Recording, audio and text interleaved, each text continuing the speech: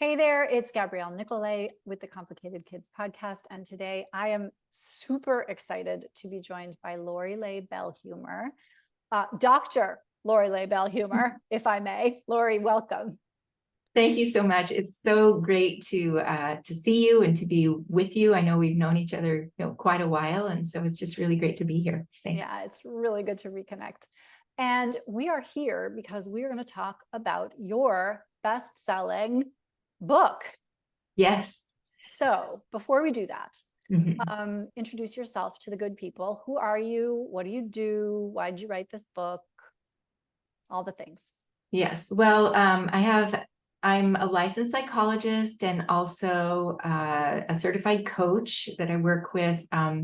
Generally, I work with people who have children or others who depend on them. I've been in the field in one way or another for over 3 decades. And so I just have taken those decades of experience to kind of roll them all up into this book. And so it's award-winning, best-selling. So I can say that I'm, that kind of author. It's very great to be able to say that. And also I'm just like a full-on, very passionate advocate for children, and fiercely committed and passionate about really helping children and live their best version of themselves. And that's why you are friends, because we get down and really emotional. Yes, when we start. Yeah, it's intensity, right? Yeah, when we start thinking about the kids and what we're doing and why, we get really passionate is like overused at this point, but we get in it, right? Oh yes, yeah. Like committed in it, transformative, impactful, on behalf of kids. Yes. Yeah. Okay, so before we go any further, we're going to tell the people what the book is called, and you should hold it up for the people watching on the video. It's called Mastering Resilience, Transforming into Your Purpose. Okay. Now, and you were telling me a funny story about resilience. So before we hit record, and I want you to tell this story again, which was when you started thinking about writing this book, nobody was talking about resilience. Oh, that part. Yeah. Yeah. So, I've been working on, this book, the content of this book for quite some time. And I created a course, long before the last 3 years, before the pandemic. And at the time, I'm like, it's about mastering resilience. That's really what it's about. But nobody's Googling resilience right now, And so then, because COVID hit, a lot of that stuff happened. I'm like, this information still, like, I had this yearning to get this information out there, and people were saying it's got to get out there. And so I converted the course into the book. So I took it's a recipe for mastering resilience. There's 8 specific ingredients for mastering resilience. And so I took that from the course, made it into the book, and lo and behold, now people are Googling resilience.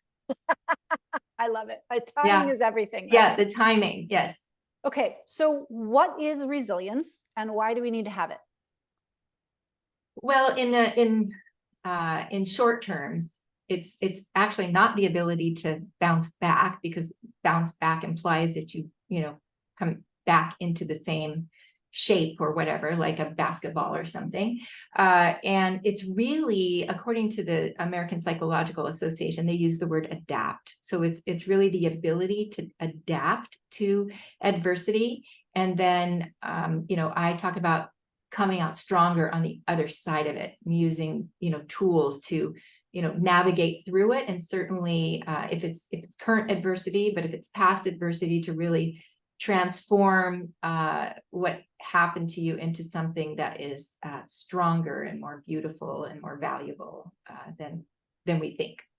And when you're doing your work, and when you say sort of you wrote this book for people whose children depend on them, or who have children who depend on them, first of all, who are those people? You mentioned teachers before we hit record. Who else did you write the book for?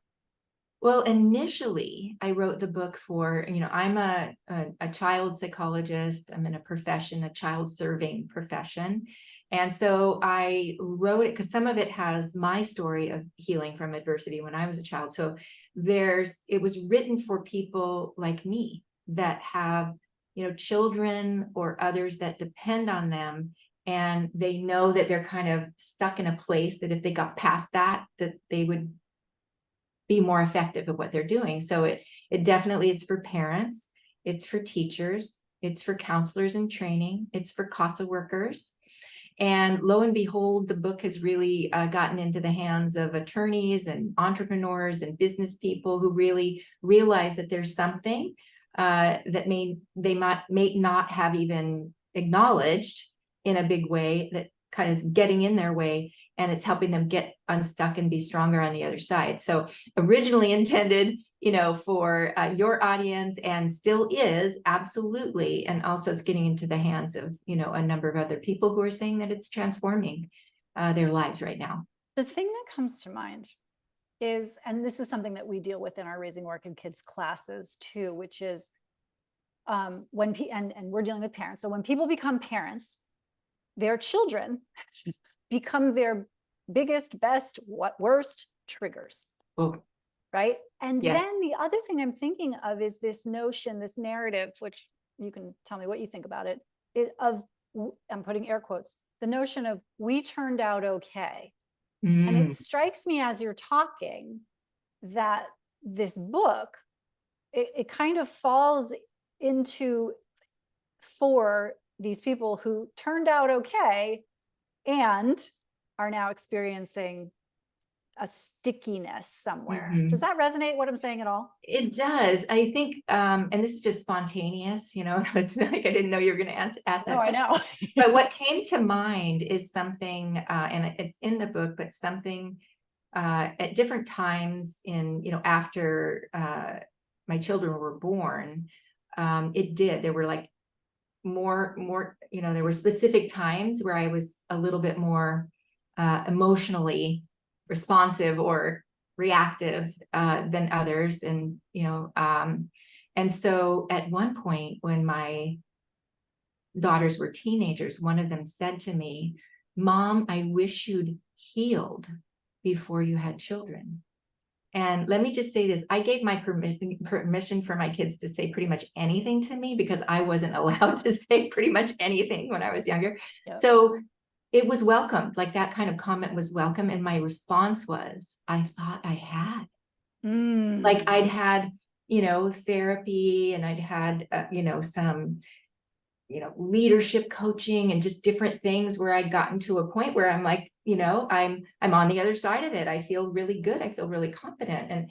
And so then at teenage time, and I know your kids are younger, but I'm just like responding to what you were saying, is that it hit because there were certain things that happened when I was a teenager, and it just like brought me right back there.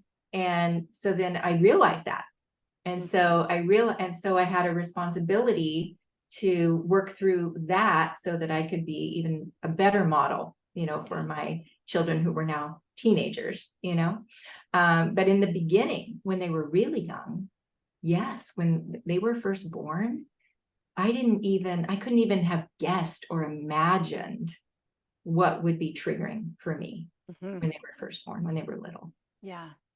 And I think for me, I love what you just said, because it just speaks to the narrative of we turned out okay, the narrative of like, and now I'm an adult and therefore I'm qualified to be a parent. I laugh because like, oh my God, what? So there's that whole piece of it, but then there's also okay, yes, you can learn on the job. And we all do. And that is as it should be. And that's been happening for millennia. And we have to be willing to go back and sharpen the saw and pick up the stones that we weren't ready to pick up before and look and see what's under them. I mean, it strikes me that what you just said is very much that of like, you didn't even know it was there. And then all of a sudden it's right in the face, right? I don't know if this relates to your book at all because I haven't read it yet, unfortunately, and I will. But how do the elements of what you described, you said there's 8 sort of steps in the book. How do they fit with what we're talking about here? And maybe they really don't. good. They do. Yeah. And so I think that, you know, one of the first reactions that I had to the questioner as you were talking is really to acknowledge that we're lifelong learners, right? And that it requires sort of a growth mindset, you know, that we have the ability to continue to learn, we're lifelong learners, and, you know, all of that. So that's really kind of a first step.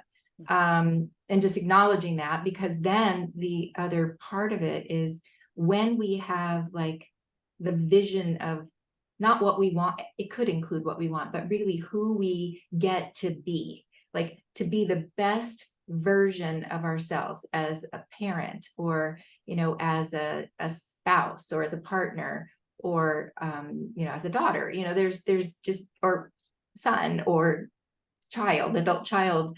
It's really to like be able to get into that place where you can imagine that these are the qualities of who I am when I'm the best version of myself. And that is literally like having that vision of who I get to be, you know, which kind of gives us the inspiration to keep going, and then to also put a stake in the ground and make a commitment that I'm going to be you know, I'm making a commitment today to be the best parent, you know, that I can be, given all things considered. And it kind of opens up, you know, that, again, the commitment and the inspiration to do that. And then also it's kind of like one of the third ingredient really is clarity of self. It's like, who am I really?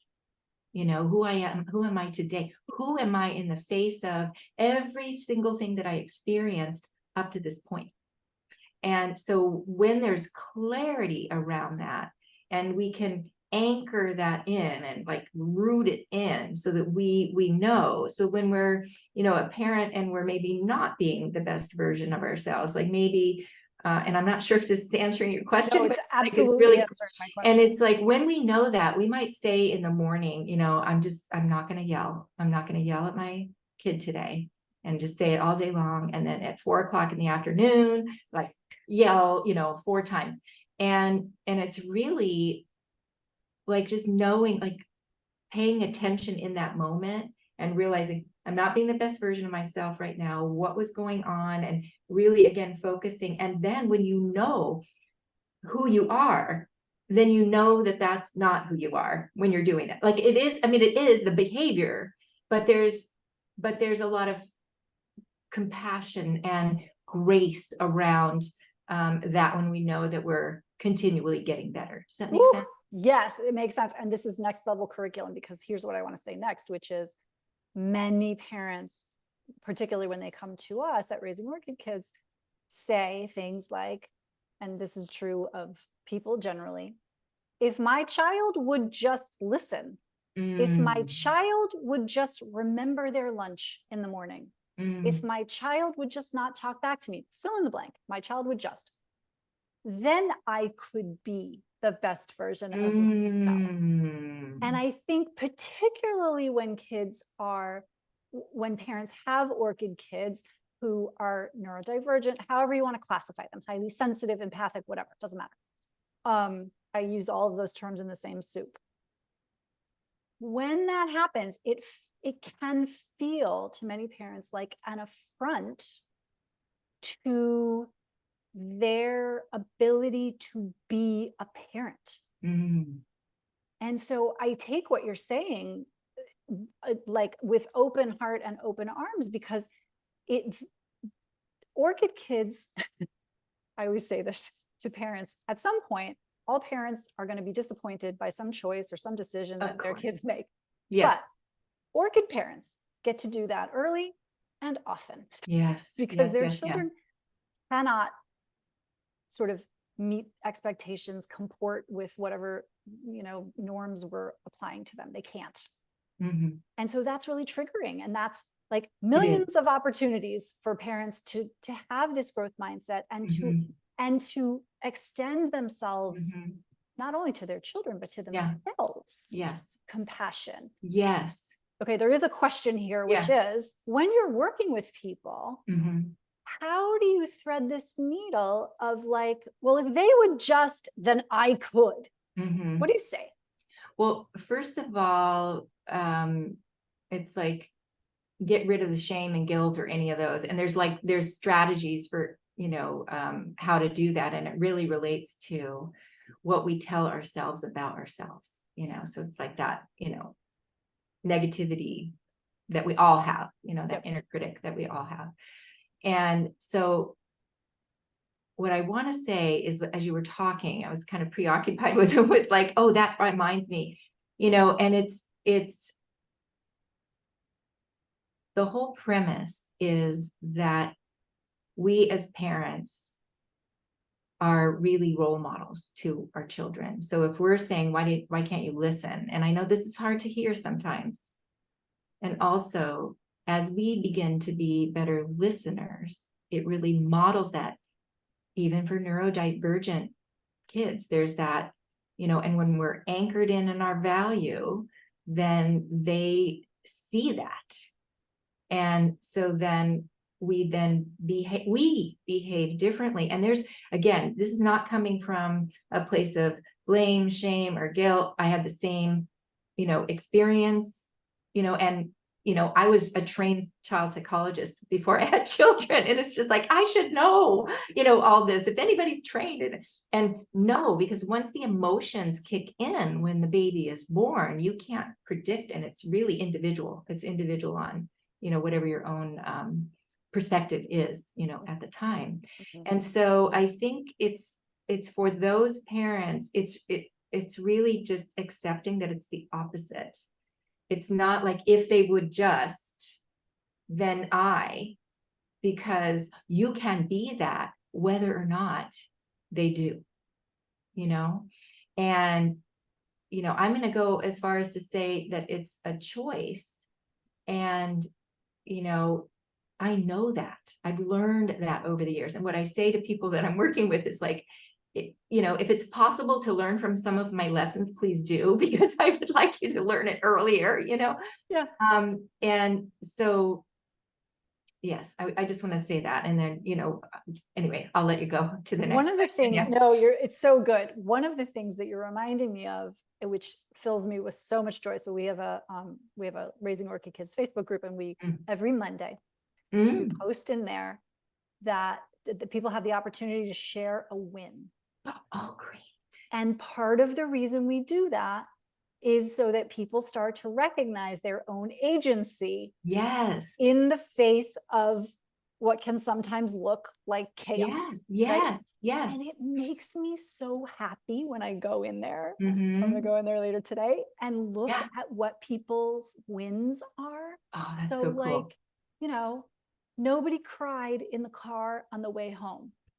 That feels such a big deal. It's such a big deal. This is why I love you. This is why I love you, because you totally understand what a big deal that is. That is such a big deal. Yes. But you could miss that. You could miss that that's a win because you think to yourself, and this is going back to what you were just saying, well, it's normal, or everyone should be able to get home without crying. Yes. And if we're walking around with all those shoulds, we are creating the misery. Yes. Well, yes. Like, we don't like to think that. And also, And here's where my brain went about that. It's funny that I talk about where my brain goes, but I say that all the time. But what I was thinking is, your brain does exactly what you tell it to do. And if you're looking for things that are wrong, you will find them every single time. Your brain thinks that's what you need to find. By the way, literally, like literally. This is neuroscience. This is replicable in a lab. Yes. So in case anybody's wondering, like, brains. No. This is based on, I'm a psychologist, so I'm a researcher, brain, data. I love data. So anyway, and also I often don't have my psychologist hat on a lot, most of the time now. It's, I'm a human being. I love people. And so it's just all about just wanting to, share in love, just experiences and, based on my own, but also based on, the lots and lots and lots of people who've shared their stories with me. And so what I also want to say is literature says that 85%, roughly 85% of what we tell ourselves is negative. And 90% is repetitive. So in our brains, if we don't sort of interrupt that cycle, we're going to think of the negative. And so when you ask people for a win, that automatically shifts it because of neuroplasticity. I don't know if you, when you were younger, if they did this, but when I was younger, they said, if you lose brain cells, you will never get them back. They didn't know about neuroplasticity decades ago. And so I'm so happy to hear that we can rewire, that we can focus on the positive. We can tell our brain, we can even pretend, to tell our brains things. And the brain is really this is science also, the brain doesn't really know whether it's true or not in a way, and because it believes all of these false things that we tell ourselves about ourselves. So it's really to have strategies to interrupt that negative thinking. And then with the positive, like really get in and feel the emotion of the positive. So it's not just like, oh, replace your negative with, it's like, feel the positive. What did it feel like to have that win? And so that's like when you said, not crying in the car, we're like cheering, like we're excited because we know what a big win that is. That's right. And so it's like to be in that emotion is what shifts the, sort of, I call them like the fissure in the brain that's like negative, it like starts to create a new path. Yeah. And it's a new path. And so when you're looking for something positive, guess what? You'll find it every single time. I love it so much. Oh my God. And there was something I was going to ask you that has flown out of my head. And if I remember it, then I'll remember it later. Okay. I think particularly for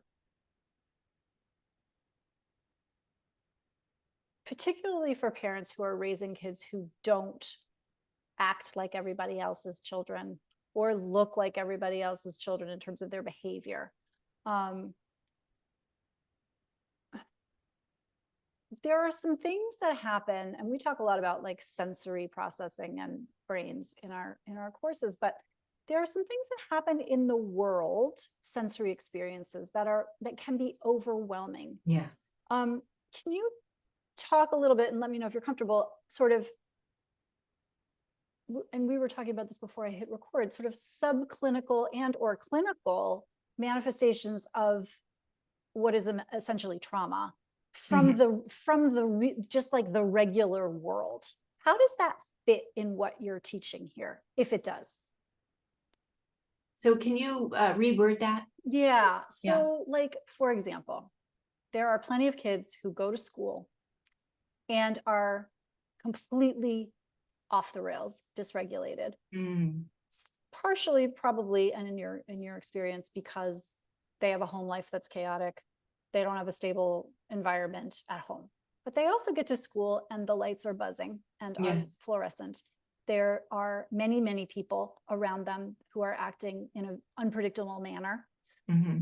And so the atmosphere is loud, it's visually busy, the lunchroom smells bad to them, or the bathroom smells bad to them. And now they're exhibiting behavioral disturbances. Yes. Can you just talk a little bit about how those behavioral and sensory kind of intersect a little bit, and or how you see that? That's a complex question because there's so many different factors. So you mentioned like if children were exposed to trauma at, a young age or during those, first few years of life. And so, there's data and research specifically about adverse childhood experiences. And those are 10 specific kinds of adversities that there's a ton of data around since the late 90s. And that there are specific predictors, like it's a predictive trajectory without intervention that kids that are exposed to this adversity without intervention are more likely to have learning and behavior problems, are more likely to have mental health problems, anxiety, depression, possibly PTSD. And so those are some things. So so I would answer it if it was just that. Yeah. There's lots of different things that we can intervene, and they don't have to be mental health. Mental health is only one. Mental health intervention is only one of them, but there's so many other things like mindfulness and getting out in nature and, those kinds of things. Yeah. And so if you add the layer of the buzzing and the lights and any kind of, neurodiversity that response, that's happening, that's where I would say, what just came to mind is like, it takes a village. So the educator needs to know that, and the principal needs to know that, so that it's like we're all moving in the same direction. We all have the same goals. We all want to make sure that we, do our best to understimulate, if there's like, or buffer, insulate a little buffer, from those things that are, impacting. like, are impacting, and like, Yeah. they're really, it's not like, oh, what's wrong with you? We don't want to say that ever, Right. but it's, those are real things. So what can we do that will insulate, is it earplugs or, something like when they're in different places? So it's like really thinking outside the box of things that would insulate, given that, it's important for them to be in an educational setting. Yeah. I'm waiting for them to put sensory processing on the list of adverse childhood experiences. Sensory processing disorder, basically. Yes. Right? Well, Right? and here's what they're doing. Yes. You know what? Here's what they're doing is like the original 10 is the original 10. And they try to also keep those original 10 and just get that longitudinal data. Yeah. And then because data drives funding or policy, and policy drives funding. So it's like the more they have data on this one particular thing, now there's just like so much. It's really amazing. So then what they do is they add others, and sometimes they call them related life events. And then, there's 7 in California, there's these related life events. It doesn't include what you just said. So that's like something like, oh, we get to, and so they added things like neighborhood violence and death of a loved one, and discrimination, other things that are really, but what's not on there either is bullying. And bullying, what they've found, is just as bad as verbal abuse from anyone, because it is, it doesn't, it's not like in the home, but it's really, and it's going to have that same, and if it's persistent and prolonged, you can have one adverse childhood experience, you can have one, and if it's like persistent and awful, it could be just as impactful as somebody who's had 4, but they've also had some protective factors. Yeah. So to get back to what you were saying, I would say there's a way, and you can't separate them, the mental health and the neuro, like it's part of the whole child. Yeah. Right. And it's important to be on the same page with everybody saying, these are the things we're going to try now.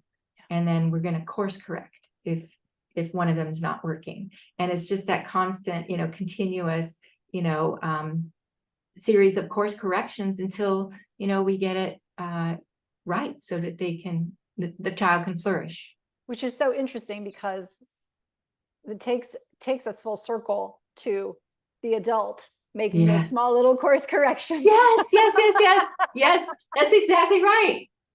Yes. And the adult, you're right. And here's it's like both. It's like, do that for the child, but also do that for ourselves. Like we think that we're supposed to change overnight. No, if the good thing is that they didn't scream in the car, and that's a positive thing, and you're looking for that. And just that one thing, because maybe last week it was, 2 or 3 times. And so this week it's like, or this day sometimes. So we expect ourselves as adults to be able to just like shift, when someone says shift your mindset, well, it could happen, and that takes, it's a simple thing to do, but it's not easy to do that. Yep. And so what we can say for ourselves is, if yesterday I yelled 4 times and today I yelled 3 and I was aware of the trigger, that's progress. That's right. That's what went well. That's right. You That's know, exactly and right. then to just, you know, so that as we make course corrections for ourselves, we then feel better and better about stepping into the best version of ourselves. I love it. There's one more thing I want to wrap up, and then we'll wrap. And I will ask you, I will not forget to ask you if people want to hear from you, how do they do that? But there's one more thing I want to say. Before we hit record, you said, it's not what's wrong with you. It's what happened to you, which is a fabulous book, by the way. That yes, what happened to you with Dr. Bruce Perry and Oprah. Yeah. Yes, absolutely. Okay. But there's a third part of that yes. statement that you mentioned, and I want you to say it now. Yes.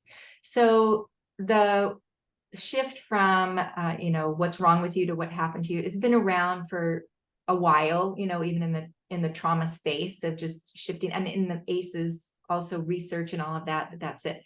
And then I take it a step further and say, you know, not what's wrong with you, what happened to you, how can I help, and what's strong with you? Because ultimately we want to build on the strengths. It's finding the things they're doing right and really honoring and appreciating and congratulating, and in whatever way is meaningful to them.